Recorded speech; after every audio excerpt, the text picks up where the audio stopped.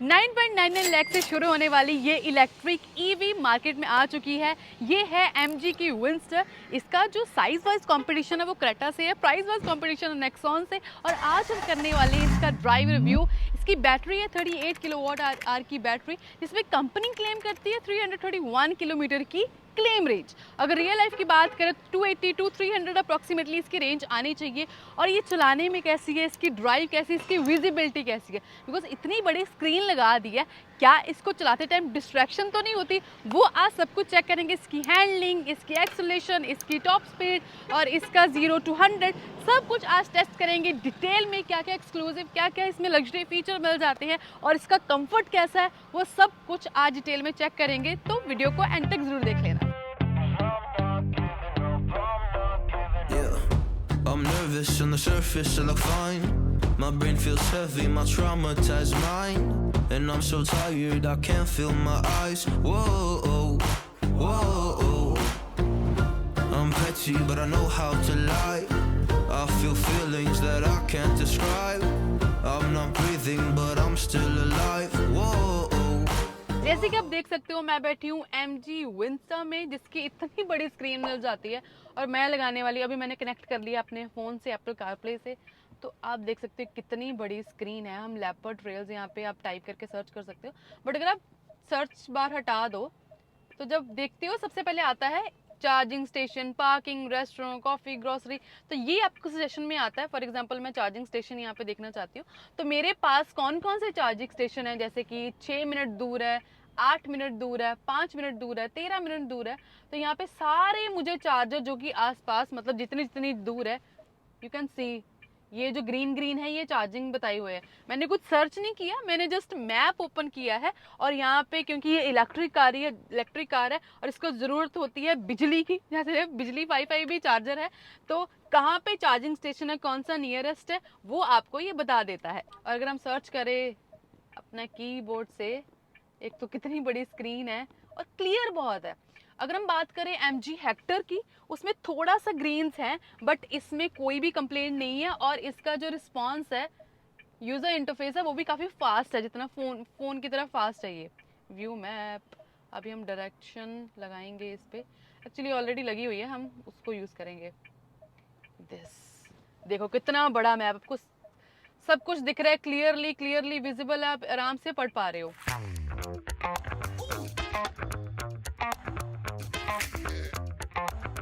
Next point आता है इसका हैंडलिंग, इसका स्टीयरिंग व्हील। एक तो स्टीयरिंग व्हील काफ़ी सिमिलर है MG कॉमेट से, बस उसमें लाइट थीम आती है, इसमें डार्क थीम मिलती है। दूसरा, ये टिल्ट एंड टेलीस्कोपिक एडजस्टमेंट के साथ मिल जाता है।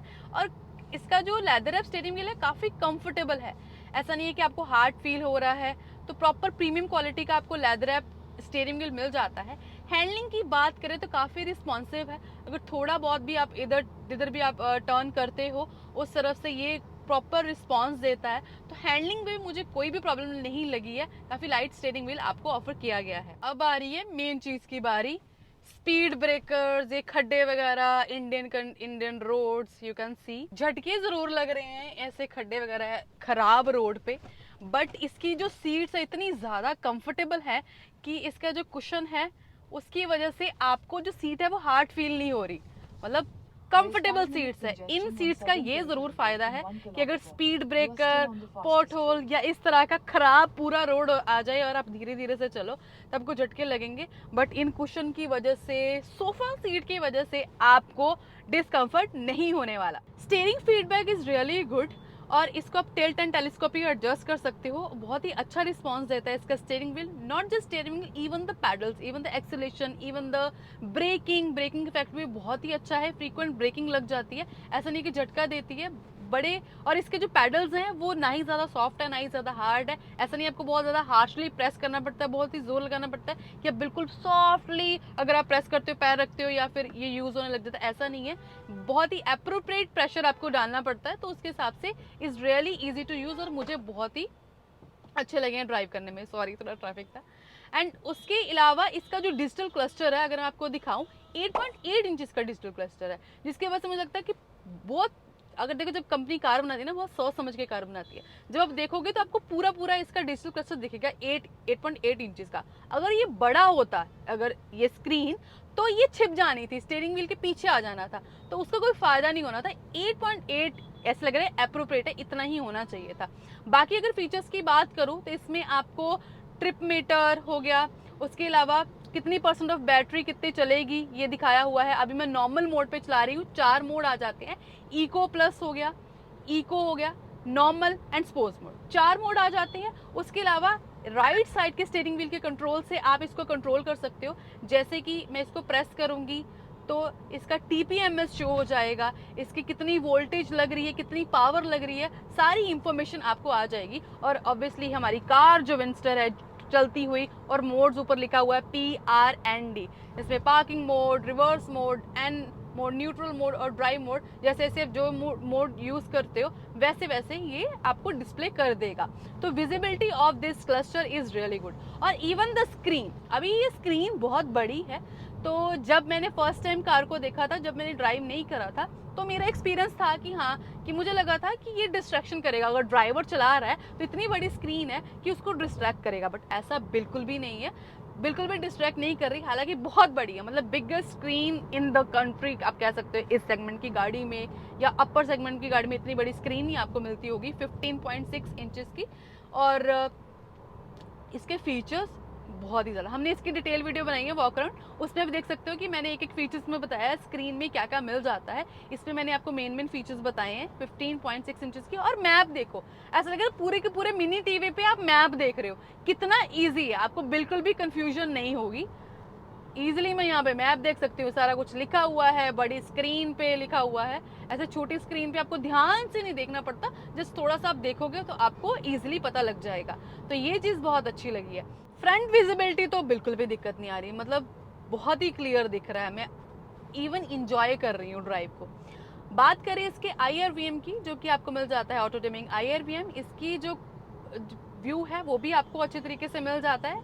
एंड अगर मैं ORVM की बात करूँ, साइज इज एप्रोप्रिएट। एक तो आपको ऑटो डिमिंग IRVM मिल जाता है, उसके साथ साथ जो ORVM है वो इलेक्ट्रिकल एडजस्टेबल एंड फोल्डेबल मिल जाते हैं। अब एडजस्ट कहाँ से करना है, जो स्टीयरिंग व्हील के लेफ्ट साइड पे है इसके कंट्रोल, अगर आप इसको एक बार प्रेस करोगे तो यहाँ पे लिखा आ जाएगा the current steering wheel is in a left rear view control mode. यानी कि अगर इसको मैंने प्रेस किया है तो मैं इससे इसको कंट्रोल कर सकती हूँ। अगर ऊपर को करूँगी तो ये देखो मिरर सेट हो रहा है ना, देखो इधर से अगर मैं आपको इधर दिखाऊं तो मैं इसको एडजस्ट कर रही हूँ, और इधर से मैं इसको लेफ्ट राइट भी एडजस्ट कर सकती हूँ। और अगर मुझे राइट करना है देन मुझे एक बार और प्रेस करना पड़ेगा। एक बार प्रेस करोगे तो आपका AC वाला मोड आ जाएगा, देन मैं इसको दोबारा प्रेस करूंगी तो यहाँ पे लिखा हुआ, अगर आप ध्यान से देखो, राइट व्यू मिरर, यानी कि जो राइट साइड वाला है उसको मैं एडजस्ट करूंगी तो इसको एडजस्ट करने वाला है तो ये एडजस्ट हो जाएगा यहाँ से। तो आप ORVM यहाँ से एडजस्ट कर सकते हो। डोर पे आपको किस तरह के कंट्रोल नहीं मिलते, तो इजीली यहाँ से कंट्रोल किया जा सकता है, जो स्टीयरिंग व्हील के लेफ्ट कंट्रोल्स है। अब एक ना मैं आपको एक मैजिकल बटन दिखाती हूँ। यहाँ पे आप देख रहे होगे एक बटन दिया हुआ है जिसके ऊपर स्टार लिखा हुआ है। अगर आप इसको प्रेस करते हो, ये आई थिंक ड्राइव कर रहे हैं तो ड्राइव करते करते ये चीज़ नहीं कर सकते, तो मैं आपको बताती हूँ। आगे बढ़ने से पहले एक बहुत ही इंपॉर्टेंट चीज़, जिससे आपको सीट कंफर्टेबल मिल जाती है, अगर अच्छी फ्रेगनेंस आ जाए तो और भी मज़ा आ जाए, तो उसके लिए लेके आई हूँ मैं इन्वॉल्व 1 का मस्क। काफ़ी रिफ्रेशिंग फ्रेग्रेंस है। समर्स में ना यूजुअली मस्क यूज़ करती हूँ और मोहितो लेमन यूज़ करती हूँ, बिकॉज अंदर रखते ही पूरी रिफ्रेशिंग फ्रेग्रेंस आ जाती है।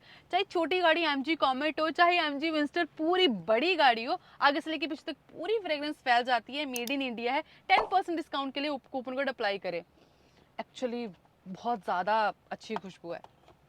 हम बैठे हैं MG विंस्टर में, और इलेक्ट्रिक कार का बेनिफिट ये होता है कि हमें इंस्टेंट टॉर्क मिल जाती है, और हम करने वाले हैं इसका 0 to 100 टेस्ट, यानी कि 0 to 100 किलोमीटर पर आवर की स्पीड कितने सेकंड में अचीव करता है। Let's find out.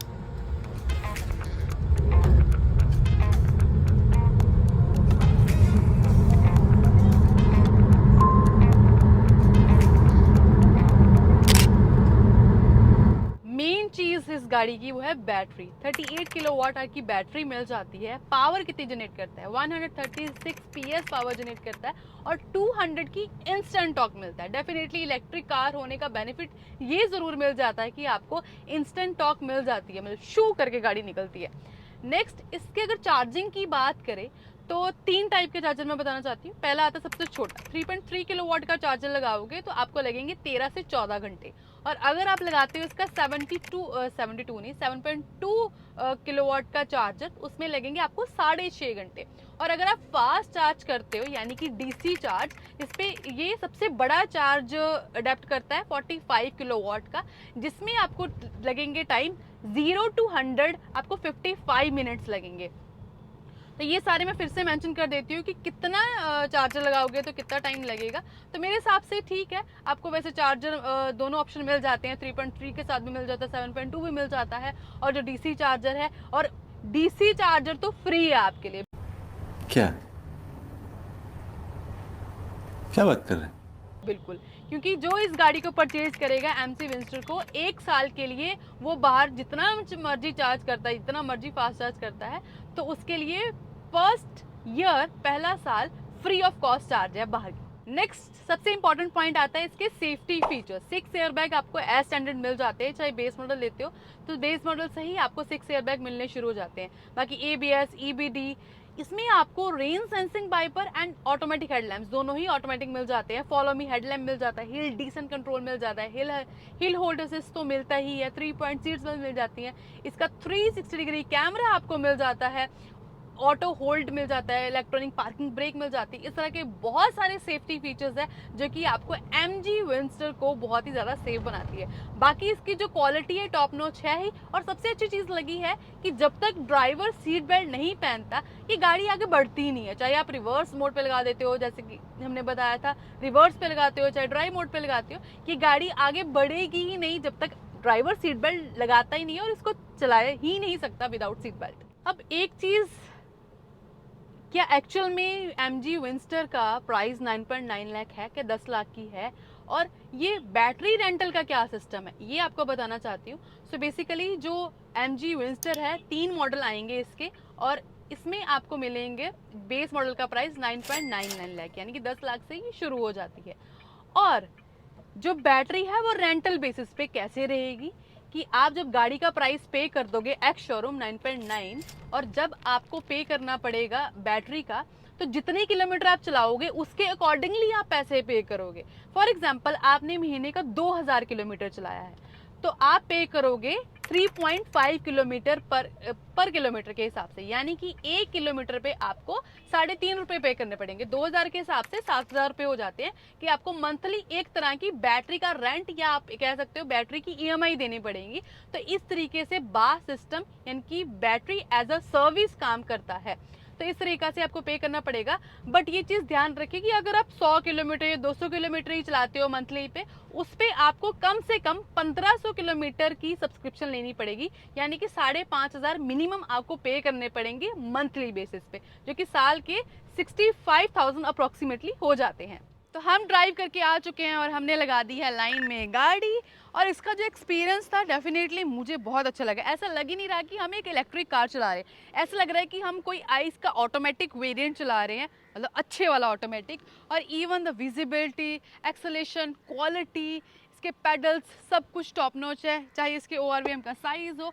मतलब मुझे चलाने में बहुत ज़्यादा मज़ा आया है, आपको भी डेफिनेटली मज़ा आएगा। अगर मैं रेंज की बात करूँ, हाँ मुझे इस के हिसाब से थोड़ी सी कंपैरेटिवली रेंज कम लगी है। अगर 350 के करीब रेंज होती किलोमीटर तो डेफिनेटली अच्छा लगना था, बट बैटरी के हिसाब से उस हिसाब से आपको रेंज मिलती है, और प्राइस भी फिर उस हिसाब से ही रखा गया है, बिकॉज इंटरनेशनल मार्केट में इसकी बड़ी बैटरी भी आती है 50 किलोवाट आवर की बैटरी, जिसमें आपको ज़्यादा रेंज मिलती है।